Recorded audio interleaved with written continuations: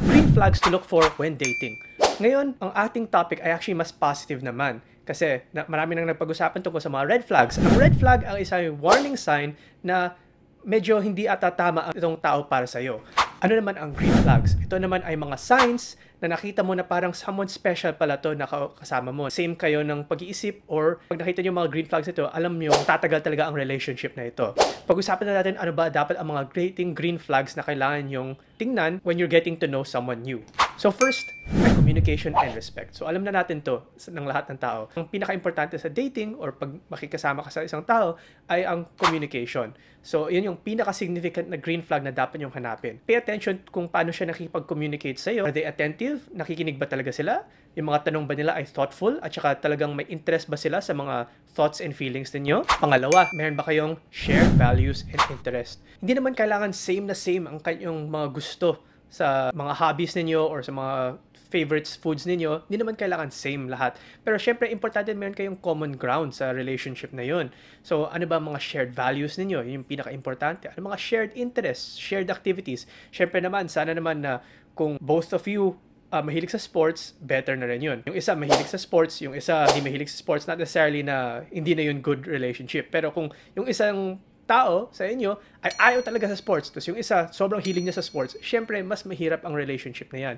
Meron usually dapat middle ground or common ground. So kung isa mahilig sa sports, isa hindi mahilig sa sports, pero both of you mahilig sa cooking, o mahilig sa pagkain, o mahilig sa movies, ito ang mga importante mga shared relationship activities or interests na pwede nyo magawa. Kasi when you both enjoy spending time together, doing things you love, it's a great indicator na compatible nga kayo. Number 3, support and encouragement. Ang green flag rin include finding a partner or finding someone na will support and encourage you. Sila ba yung inyong pinakamalaking or biggest cheerleader? Sila ba yung nagse-celebrate ng mga achievements ninyo at saka tumutulong sa inyo sa mga challenges na face nyo sa buhay ninyo? So, ang isang good partner na green flag is isang partner na gusto talaga na mag-succeed ka. Ikaw rin, dapat i-take mo in mind na kung magiging good partner ka, gusto mo rin dapat mag-succeed ang inyong partner. Number 4, openness to compromise. So, sa lahat ng mga relationship, compromise ay isa sa pinaka-cornerstone ng lahat ng healthy relationship. Tignan nyo at saka i-notice nyo kung paano hinahandle ng kasama ninyo ang mga disagreements. Open ba sila makipag-usap na mag-compromise, maghanap ng middle ground, mag-discuss ng mga solusyon? Kasi ang isang partner o isang tao na nagva-value ng teamwork at compromise, yan ay isang keeper talaga yan. Isipan nyo rin na ikaw rin dapat ay willing maghanap ng solutions para mayroon ka rin mga green flags. Number 5, emotional availability.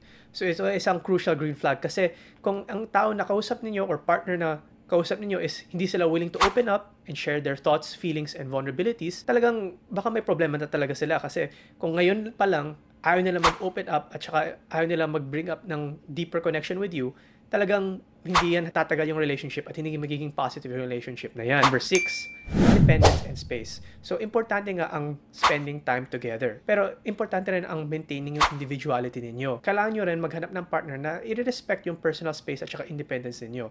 Kasi lahat ng healthy relationship, ina-allow nila ang bawat isa tao na mag-grow at pursue ng kanilang gustong gawin or mga kanilang interest. Number 7, kindness and empathy. Paano mo malalaman kung kind talaga ang isang tao at may empathy siya? Kailangan makita mo sa partner na yun na they treat you and others with respect and compassion. Minsan, may mga ibang tao na pakitang tao lamang, mabait lang sila sa'yo. Pero kailangan mo rin tignan kung paano nila tinitreat ang mga ibang tao. Pag nakita nyo na mas mabait pa rin sila sa mga ibang tao na hindi nila kilala or mga ibang trabahador, ibig sabihin nun na talagang mabait talaga yung puso nila. Kasi kung masama sila sa mga ibang tao na feeling nila na mas mataas sila dun sa mga tao na yun, katulad ng mga janitor, o mga waiter, o mga kung sino-sino lang na napapas sila sa street tapos medyo bastos sila, that means pakitang tao lang yung pagkabait niya sa'yo.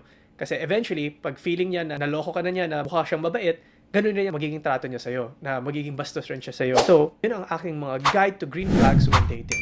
So, alalahanin na lang na lahat ng mga relationship ay unique naman. Siyempre, hindi naman to magiging template for all relationships. Pero yung mga green flags na sinabi ko ay magiging positive indicators na pwedeng potential significant partner to sa inyong buhay.